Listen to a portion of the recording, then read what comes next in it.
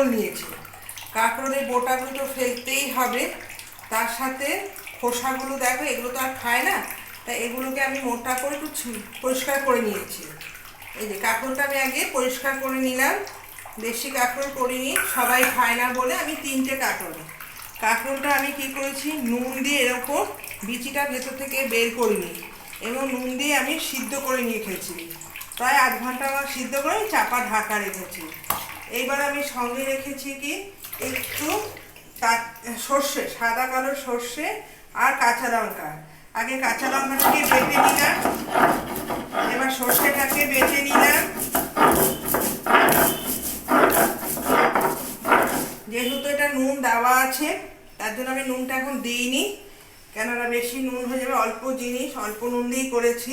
দেখো এবার কাঁকরোলটা আমি এবার বিচি সমেত দেখেছি গোল গোল পাতলা পাতলা করে করেছি, কারণ তাতে যেন সিদ্ধ হয়ে যায়। এবার দেখো কি সুন্দর, একদম মিক্সিতেও করা যায় একবারে সব কিছু দিয়ে। যেহেতু আমি হাতে বাটাটা বেশি পছন্দ করি, আমি সব কিছু হাতেই বাটি। মিক্সি থাকা সত্ত্বেও আমি মিক্সি বেশি ব্যবহার করি না, কেন সারাদিনে আমার হাত দুটো তো অত নাকেজক হয়ে যাবে, আমি হাতটাই বেশি ব্যবহার করি। সবসময় যত হাতে বাটার জিনিস ব্যবহার করবে তত হাতও ভালো থাকবে, একটা এক্সারসাইজ হয়ে যাবে। আমি এটাকে মিহি পেস্ট করে নিলাম, কি সুন্দর কাঁকরোলটা সিদ্ধ হয়ে গেছে। আর একটাও দেখো বিচির দানাগুলো আমি মিহি করে বেটে নিচ্ছি, আমি 2বার বেটে নিচ্ছি কারণ কোনো যাতে দানা দানা না থাকে। তাহলে এখানে কাঁচা লঙ্কা সর্ষে আর দিয়ে কাঁকরোলটা আমি বেটে নিলাম। এবার বেটে নেওয়ার পর আমি এখানে কি কি মশলা অ্যাড করছি তোমরা দেখো। দেখো 2 জন আন্দাজে কতটা আমার কাঁকরোল হয়ে গেছে। এইবার আমি কি করছি, কড়াইতে আমি জল বসিয়ে দিচ্ছি। যেহেতু ইলিশ মাছের ভাপা হয়, কিন্তু কাঁকরোল তো আর ভাপা হয় না, কিন্তু আজকে আমি করবো কাঁকরোল ভাপা। তার জন্য আমি কি করেছি, গ্যাসটা জ্বালিয়ে জলটা বসিয়ে দিলাম। গ্যাসটা জ্বালিয়ে জলটা বসিয়ে দিলাম।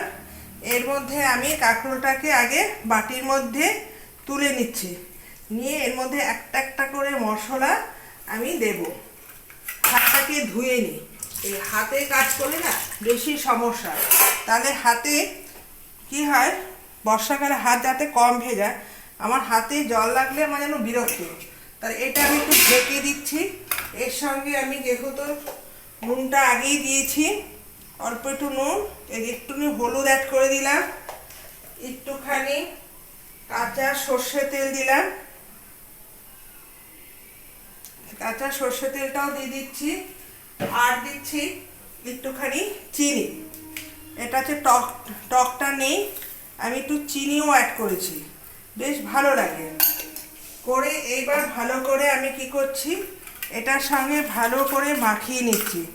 মনে হচ্ছে কি ইলিশ মাছের ভাপা হয়, তা কাঁকরোলটা কেন ভাপা হবে না, যেহেতু কাঁকরোল আমি আগে সিদ্ধ করে নিয়েছি।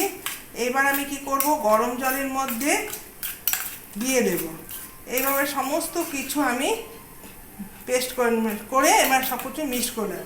তাহলে ঠিকঠাক সব মশলা আমার পড়ে গেল, পড়লো নুন, চিনি, হলুদ। এবার আমার গরম জলটাও দেখি হয়ে গেছে। এবার গরম জলের মধ্যে আবার হাত ভেজাতে হবে, কিছু করার নেই, চামচের মধ্যে অনেক মশলাও লেগে আছে। এইবার আমি কি করছি দেখো, আমি কি করলাম, একটা স্ট্যান্ড দিলাম, দেখো স্ট্যান্ডটাও বসিয়ে দিলাম। জানো যে কোনো জিনিস যদি এভাবে বসানো যায় তাহলে বাটির যে ফাঁপা ভেতর থেকে জল ঢুকবে না। তোমরা সবসময় স্ট্যান্ডের ওপর বাটিটা বসিয়ে দেবে, দেখবে সুন্দর ভাপে হবে। এইবার আমি মিনিট 5 ঢাকা দিয়ে দিলাম। এইবার দেখবে ঢাকা দেওয়ার পর ওর ভেতর থেকে একটা বাষ্প বেরিয়ে আসবে আর সুন্দর ভাপ। আমি বন্ধ করে দিলাম গ্যাসটা। বাটিটা যেহেতু গরম, আমার এখন একটুখানি দেখি, হ্যাঁ নামিয়ে নিলাম। দেখো কি সুন্দর, দেখেছো জমে গেছে। এটা দিয়ে গরম গরম ভাত দিয়ে খেতে খুবই ভালো লাগে। তোমরা একবার এভাবে ট্রাই করে নেবে। দেখেছো আমার রান্না হয়ে গেল। কাঁকরোলটা এত সুন্দর, কম আঁচে কম মশলা দিয়ে গরম গরম ভাতের সঙ্গে খেতে খুব ভালো লাগে। এবার যেহেতু গ্যাসটা আমি বন্ধ করে দিয়েছি, জলটা যেহেতু গরম আছে, ফেলবো না। এইবার আমি কি করলাম, এটার মধ্যে আবার ভিজিয়ে রেখে দিলাম। তা এটাও হতে থাকুক, আমি কাজ করতে নিই, তাহলে আমার কোনো কিছু সমস্যা হবে না। এখানে দেখি কি আছে। সকালে আমার ডালটা হয়ে গেছে, প্রেসার কুকার থেকে দেখো বেশ থকথকার ডাল। এখন এটাকে আমাকে বাটিতে নামিয়ে জাল দিতে হবে। চালটা আমি জলের মধ্যে ভিজিয়ে রেখেছি। এখন যে কি খাবার খাবো কেউ আর নেই। এখন হাজার লোকে হাজার ডাক্তার হয়ে যাচ্ছে, অল্প বয়সের ছেলেরা, লেখাপড়া যারা না তো বাবার পয়সা দিয়ে ডাক্তার হয়েছে। ডাক্তারে কি হচ্ছে বলবো না, এখানে একজন ডাক্তার হয়েছে, নতুন চেম্বার খুলেছে, একটা বাচ্চা ছেলে, বয়স তার কত 27-28। তা ডাক্তারের কাছে সবাই গেছে, ওর 3খানা চেম্বার খুলেছে। চেম্বার খুলে উনি বসেছে, তা গেছে, ওকে একটা লিস্ট ধরিয়ে দিচ্ছে।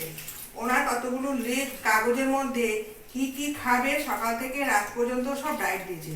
সবই ভালো, কিন্তু ভাত খাওয়া বারণ, আলু খাওয়া বারণ, চিনি খাওয়া বারণ, আর দিয়েছে কি 7 থেকে 8 রকম ওষুধ। তখন বলছে, বাবু তুমি তো আমার নাতির বয়সে, আর তুমি যে ডায়েট চার্জ দিয়েছো, আমি তো বাবা কোনোটাই খাই না, আমি একদম সারাদিন। কিন্তু তোমার যেহেতু নতুন ডাক্তার, আমি তোমাকে দেখাতে আসলাম, আমার সব কিছু নর্মাল, সুগারও নর্মাল, প্রেশারও নর্মাল। তুমি আমার কি সুগার টেস্ট করলেন? হ্যাঁ, তুমি লিখে দিয়েছো ভালো। তারপরে উনি রিপোর্টটা লেখা দেওয়ার পর উনি বলেছে, আমার তো সবই নর্মাল, আমি কেন খাওয়া দাওয়া করবো না? জানো আমার বয়স হচ্ছে এখন 70, তুমি আমার ছেলের বয়স থেকে নাতির বয়সী। আমার বয়স যখন 70, তোমাকে আমি নাতির সঙ্গে সম্বন্ধ করেছি। তাই জন্য তুমি কি করে লিস্ট দিচ্ছ? তোমার থেকে না ডাক্তার আমি ভালো, আমি আমার ডায়েট চার্জ করে আমি চলি। আমার 70 কেন, আমি 100 বছর অবধি বাঁচবো। দেখবে নিজের ডায়েট নিজেরা যদি মেনে চলতে পারো, অনেকটাই হয়। কে কি বললো, কে কি চার দিল, ওদিকে গুরুত্ব দেবে না। কারণ রোগের কথা যত বলবে ততই তোমাদের রোগ বেড়ে যাবে। আর ডাক্তারের কথা শুনবে, যতটা দরকার নিশ্চয়ই শুনবে। আমরা তো প্রকৃতি ডাক্তার না, তোমার গা হাত পা ব্যথা, তখন কিন্তু আমরা সারতে পারবো না। তারপরে তোমার পড়ে গিয়ে পা ভাঙলো, সেটা কিন্তু বাড়ির টোটকা দিয়ে হবে না, নিশ্চয়ই যাবে। আর তাই ডাক্তারের লিস্ট অনুযায়ী খেয়ে নিজেও তো দুর্বল হয়ে যাবে। এখন দুধ খেতে পারবে না, দই খেতে পারবে না, ঘি খেতে, সবই তো ভেজালের যুগে আমরা ভেজালই খাচ্ছি। তাই কি আর বাদ দেবো বলো? এখন সব নতুন নতুন ডাক্তার এসেছে। তারপরে শুনলাম তোর বাবা তো ডাক্তারি পড়েছে না খাইয়ে, তুই সেই চাটগুলিকে আমার উপরে প্রয়োগ করেছিস। হ্যাঁ, ডাক্তারটার নাম বলুন। বলছে না, ডাক্তারের নাম বলবো না, তোমরা যদি গিয়ে বলে আসো অমুক বাড়ির থেকে অমুক বলেছে, আমি কারো নামটা নিতে পারবো না। তাই তোমাদের বললাম, তোমরা শুধু এক্সারসাইজ করো, মন ভালো রাখো, নিজের মতন থাকো। দেখো পারিবারিক সবারই ঝামেলা আছে, পারিবারিক ঝামেলা নিয়ে মন খারাপ করে কোনো লাভ নেই। এখন দিনকাল খালি অর্থের কষ্ট বেড়ে গেছে। আগে তো অর্থের কষ্ট এতটা ছিল না, চাহিদাও ছিল না। এখন লোকের চাহিদাও বেড়েছে, অর্থের কষ্ট বেড়েছে। তাই জন্য তোমাদের বলি, নিজেরাই সামলাও, দেখবে ভালো থাকবে। তোমরা সঙ্গে থেকো।